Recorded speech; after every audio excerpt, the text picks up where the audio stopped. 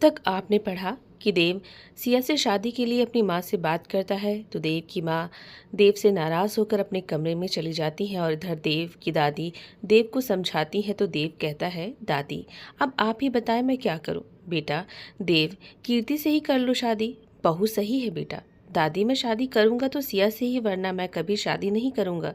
देव बेटा, क्या सिया इस शादी के लिए राज़ी है? क्या तुम दोनों एक दूसरे को पसंद करते हो? दादी सिया भी इसी चीज़ से डर रही हैं। उन्होंने पहले ही मुझसे कह दिया था कि हमारे रिश्ते के लिए हमारे परिवार वाले राज़ी नहीं होंगे। दादी सिया मेरे दिल में बस गई है, अब मैं उसके सिवा किसी और के बारे में सोच भी नहीं सकता हूँ। दादी कीर्ति से शादी हुई मेरी, और उसके बाद अगर मैं कीर्ति को खुश नहीं रख पाया तो फिर आप लोग क्या करेंगे? बेटा सिया मुझे भी पसंद है, पर देव बात समाज की है, उसकी भी तो सोचो। तभी देव के पापा आ जाते हैं।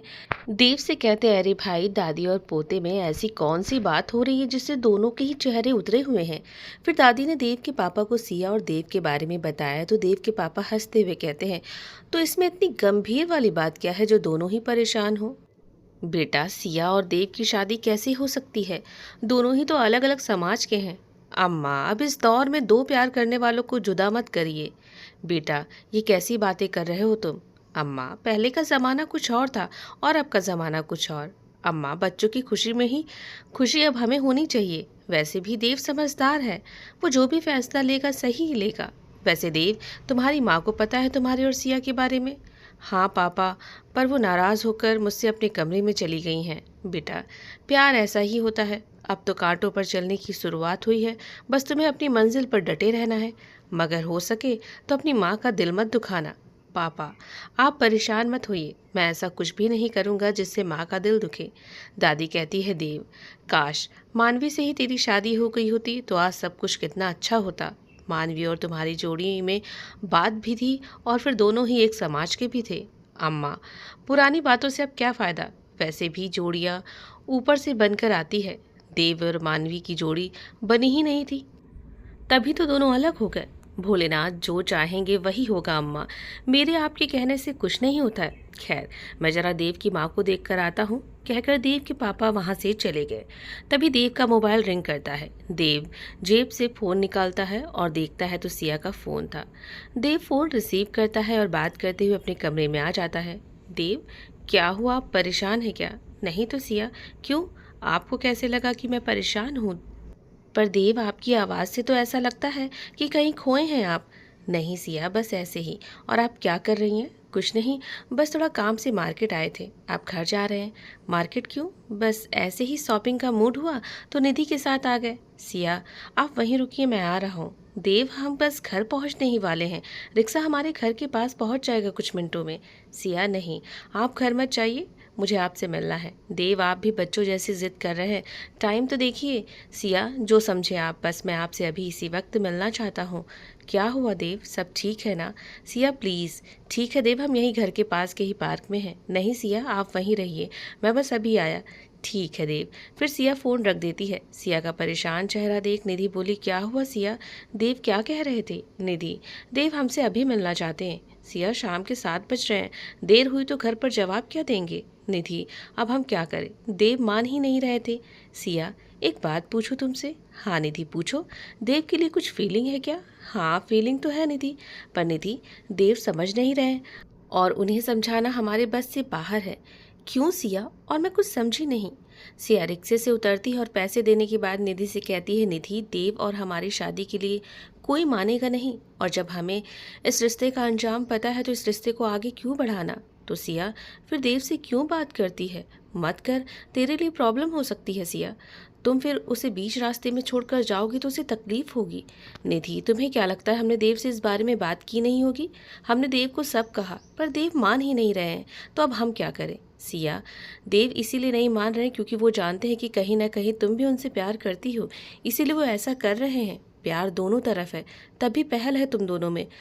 अगर एक तरफा प्यार होता तो अब तक साथ छूट चुका होता तुम दोनों का। हाँ निधि तुम सही कह रही हो, यानी देव से प्यार है तुम्हें सिया? पता नहीं निधि, हम समझ ही नहीं पा रहे हैं। तभी देव सिया के पास गाड़ी रोकता है और सिया से कहता है, सिया गाड़ी में बैठिए। पर देव, सिया बैठिए ना। निधि कहती है, सिया ऐसा करो, तुम देव के साथ जाओ, मैं रिक्शा लेकर घर जाती हूँ। तुम्हें अगर देर हुई तो मेरे घर आ जाना। देव कहता है, निधि आप भी बैठिए, सिया के साथ चलिए। कुछ देर बाद सिया से बात करके मैं आप दोनों को घर छोड़ दूंगा। फिर सिया और निधि गाड़ी में बैठ जाते हैं और देव गाड़ी ड्राइव करने लगता है। सिया कहती है, देव अब बताइए ना, आखिर बात क्या है। सिया, बस आज माँ ने कीर्ति से शादी की बात कही। सिया देव की बात सुनकर चुप ही रहती है। सिया को चुप देख देव कहता है, सिया आप चुप क्यों हैं। देव, अब हम क्या बोलें आपसे। सिया, कब तक चुप रहेंगी आप, क्या कभी कुछ नहीं बोलेंगी। देव, आप कीर्ति से शादी कर लीजिए। देव कहता है, मुझे पता था सिया कि आप यही कहेंगी। देव, तो क्या कहें हम, अब आप ही बताएं। सिया, आप हमसे शादी करना चाहती हैं कि नहीं। देव, हमारी फैमिली नहीं होगी राजी इस रिश्ते से। सिया, मैं आपके मुंह से ये कई बार सुन चुका हूँ, मुझे वो सुनना है जो आपके दिल में है। सिया, आप कुछ कहेंगी तभी तो मैं दुनिया से लड़ूंगा। देव, हमारे कहने से आप दुनिया से नहीं अपनों से लड़ेंगे, जो हम नहीं चाहते हैं। तो सिया, आप मुझसे प्यार करती हैं, इसीलिए डर रही हैं। सिया फिर चुप हुई तो देव ने एकदम से गाड़ी रोक दी। क्या हुआ देव। कुछ नहीं सिया, बस ऐसे ही चुप रहिए, कुछ मत कहिए। अच्छा, कॉफ़ी पियेंगी। सिया हाँ में सिर हिला देती है तो देव फिर से गाड़ी स्टार्ट करता है और कुछ ही देर में कॉफ़ी शॉप पहुंचता है। पर इस बीच गाड़ी में दोनों के ही बीच चुप्पी बनी हुई थी। फिर कुछ देर में ही तीनों कॉफ़ी शॉप पहुंचते हैं और फिर देव कॉफ़ी ऑर्डर करता है, पर सिया चुप ही रहती है। कॉफ़ी आते ही तीनों ही कॉफ़ी पीने लगते हैं, पर फिर भी सिया चुप ही थी। तो देव भी चुप रहता है, पर देव की आंखें सब कुछ बयां कर रही थी। सिया की खामोशी से देव को अच्छा बिल्कुल भी नहीं लग रहा था। देव की आंखें नम हुई तो देव ने सिर झुका लिया। देव की आंखों से आंसू टेबल पर गिरते कि सिया ने अपने हाथ को आगे कर दिया और देव की आंखों का आंसू सिया की हथेली पर जा गिरा। आप रो रहे हैं देव। सिया, मुझे कुछ समझ में नहीं आ रहा है। देव, प्लीज़ आप रोइए मत। सिया, मैंने माँ से बात की अपने रिश्ते के बारे में, तो उन्होंने यही कहा कि ये शादी नहीं हो सकती। और फिर सिया देव की बात काटते हुए बीच में ही बोल पड़ती, हम जानते हैं देव आगे क्या हुआ होगा। देव, जैसा फैमिली कहती है वैसे ही आप करिए। सिया, आपको मुझसे दूर होने में कोई तकलीफ नहीं होगी। देव, एक बात बताइए, अपनों से लड़कर हार हमारी ही होनी है, और देव घर वाले नहीं माने तब क्या करेंगे, भागकर शादी करेंगे, फिर क्या सब कुछ ठीक रहेगा। अपनों की याद नहीं आएगी, अपनों से दूरी बर्दाश्त होगी। सिया, आपको हुआ क्या है, मैंने उस दिन जो महसूस किया, क्या वो सब सिया झूठ था।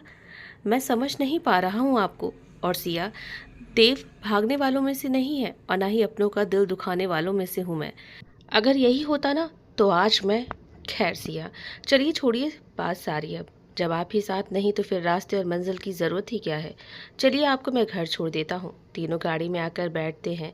देव सिया से नाराज़ था, इसीलिए गाड़ी चलाते वक्त ना तो वो सिया को देख रहा था और ना ही सिया से कोई बात कर रहा था। कुछ देर बाद देव निधि के घर से थोड़ी दूर पर गाड़ी रोकता है तो निधि कहती है, ठीक है सिया, मैं अब चलती हूँ, घर पहुँचते ही फ़ोन करना मुझे। सिया देव की तरफ देखती है तो देव अभी भी सामने ही देख रहा था, तो सिया गुस्से में कहती है, निधि हम भी तुम्हारे साथ ही चलते हैं, आज तुम्हारे घर रुक जाते हैं। देव खामोश रहता है। सिया गाड़ी से उतरती है और देव से कहती है बाय, तो देव भी बाय कहकर अपना मुँह खिड़की की तरफ कर लेता है। फिर सिया निधि के साथ घर आ जाती है। देव भी वहाँ से घर आ जाता है, पर देव बहुत गुस्सा था सिया से, वो सिया को समझ ही नहीं पा रहा था। देव फिर खुद से ही कहता है, सिया क्या हो गया है आपको, मैं जो महसूस कर रहा हूँ क्या वो आप भी महसूस कर रही हैं। इधर निधि सिया से नाराज़ हो जाती है। सिया से वो भी कोई भी बात नहीं करती है। सिया घर पर फ़ोन करती है और निधि के पास रुकने को कहती है। बहुत देर जब निधि कुछ नहीं कहती तो सिया कहती है निधि से, निधि अब तुम्हें क्या हुआ है, तुम हमसे नाराज़ क्यों हो। सिया, ये भी पूछने वाली कोई बात है क्या। देव, जो तुमसे इतना प्यार करते हैं, शादी करना चाहते हैं तुमसे, उनकी आंखों में तुम्हारी वजह से आंसू आ जाए, रो दिया तुम्हारे लिए उन्होंने, पर तुम्हारा दिल पत्थर का है। सिया, उनके आंसू से तुम्हारा दिल पिघला नहीं, ऐसा रूप तुम्हारा पहली बार मैंने देखा है। मुझे लगा मैं तुम्हारी बेस्ट फ्रेंड हूँ, अच्छे से जानती हूँ तुमको, पर आज जो देखा तो मुझे ऐसा लगा सिया कि मैं तुम्हें नहीं जानती हूँ। सबकी परवाह करती हो ना सिया तुम, तो देव जो आजकल के लड़कों की तरह नहीं है, तुमसे सच्चे दिल से प्यार करते हैं, उसे ठुकरा रही हो तुम। निधि, तुम मेरी जगह होती तो तुम भी यही करती। निधि, देव का दिल एक बार टूट चुका है और निधि हम जानते हैं इस बार भी दिल टूटेगा, तो हम उन्हें कैसे झूठे दिलासे दे तकलीफ़ होगी उनको, इसीलिए निधि हम उनसे दूर रहेंगे, उनके लिए यही सही है। और कीर्ति से शादी हुई तो प्यार भी हो जाएगा, हम ये सब उनके भले के लिए ही कर रहे हैं।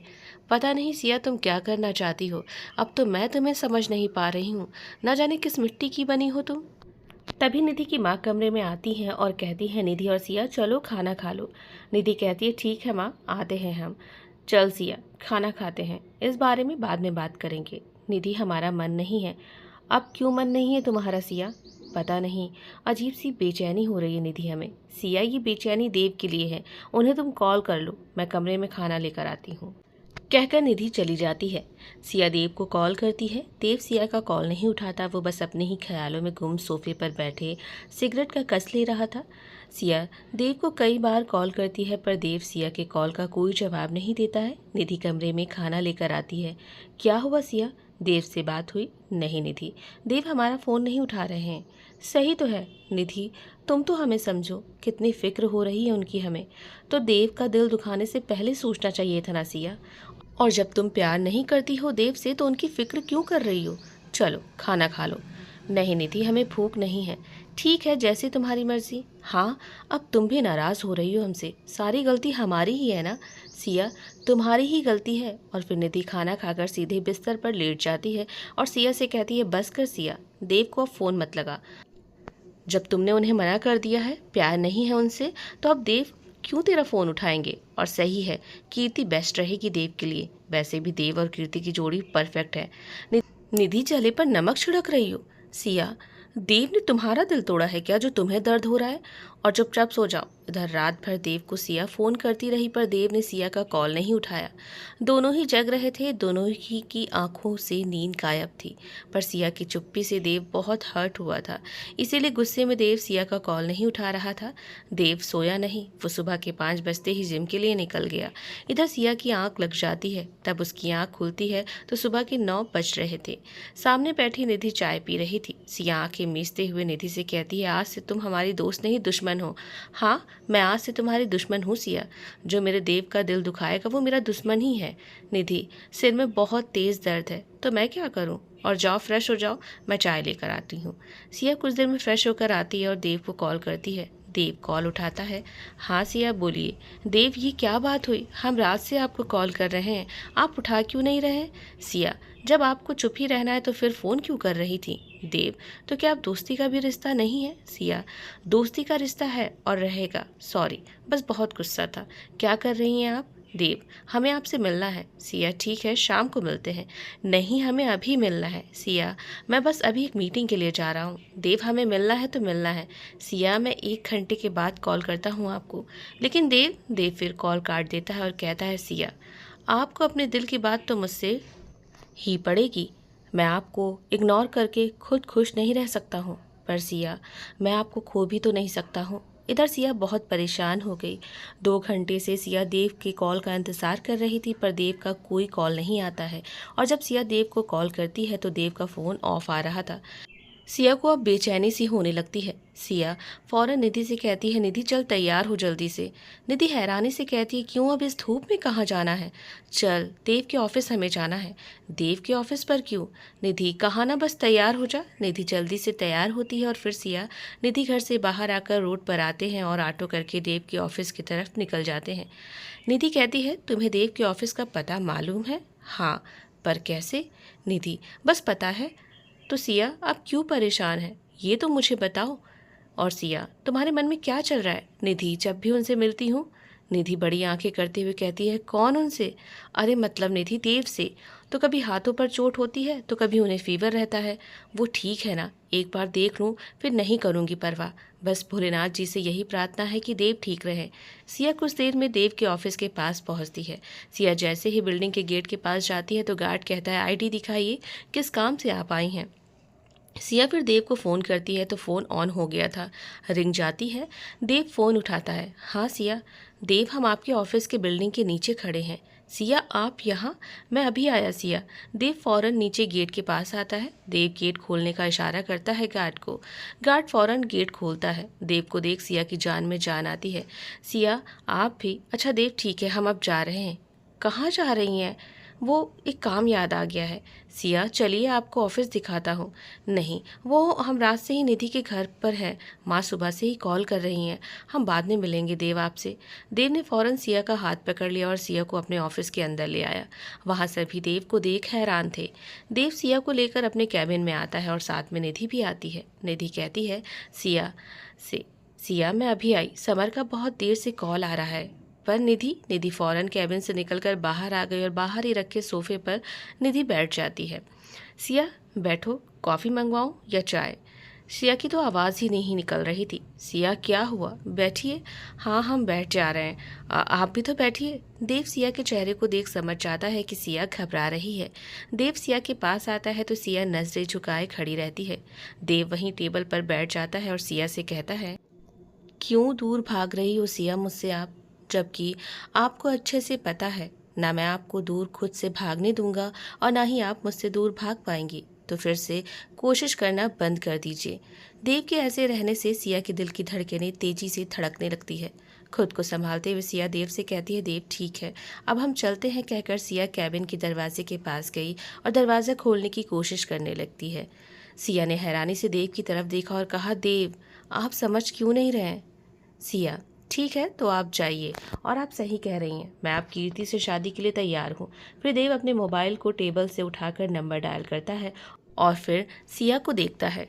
फ़ोन उठता है तो देव कहता है, हेलो हाँ कीर्ति, मैं शादी के लिए तैयार हूँ, मुझे आप पसंद है, मेरी तरफ से भी हाँ है। फिर देव फ़ोन रख देता है और सिया से कहता है, सिया आपकी खामोशी के कारण अब मैं खुद ये रिश्ता खत्म कर रहा हूँ, दोस्ती का भी रिश्ता खत्म। और सिया दरवाज़ा खोलिए, अब खुल जाएगा। सिया दरवाज़ा खोलकर कैबिन से बाहर आती है और फिर निधि को बैठा देख उसके पास आती है और कहती है, चलो निधि। सिया का मुरझाया हुआ चेहरा देख निधि कहती है, सिया क्या हुआ? तभी निधि की नज़र कीर्ति पर पड़ती है तो कीर्ति को देख निधि का मुंह खुला का खुला रह जाता है। सिया कहती है, ऐसे मुंह फाड़ के क्या देख रही है? फिर सिया पीछे पलटकर देखती है तो कीर्ति को देखती है सिया। जीन्स और वाइट टॉप, खुले बाल में कीर्ति बेहद खूबसूरत लग रही थी। सिया कुछ समझ पाती तब तक कीर्ति देव के कैबिन के अंदर चली जाती है। तभी देव का ड्राइवर आता है और कहता है, मैडम देव सर ने कहा है कि आप दोनों को घर छोड़ दूं मैं।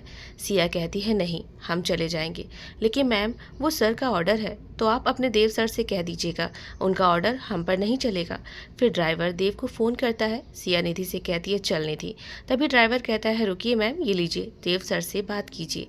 सिया देव को फ़ोन करती है। देव सिया का नंबर देख मुस्कुराते हुए कहता है, बहुत जिद्दी हैं आप सिया। देव फ़ोन उठाता है। देव कुछ कहता है कि सिया फ़ौरन बोलती है, क्या है देव, आप हमारी फ़िक्र ना करें। देव, आप उनकी फ़िक्र करें जो आपके कैबिन में इस वक्त है। देव खामोश रहता है तो सिया और चिढ़ जाती है, तो अब आप उसके सामने हमसे बात भी नहीं कर सकते हैं। देव कहता है, अच्छा तो आपको जो ठीक लगे वो करिए, मैं कीर्ति के साथ शॉपिंग पर जा रहा हूँ। कहकर देव ने कॉल काट दिया। सिया पैर पटकते हुए कहती है, देव बस इतनी जल्दी आप बदल गए?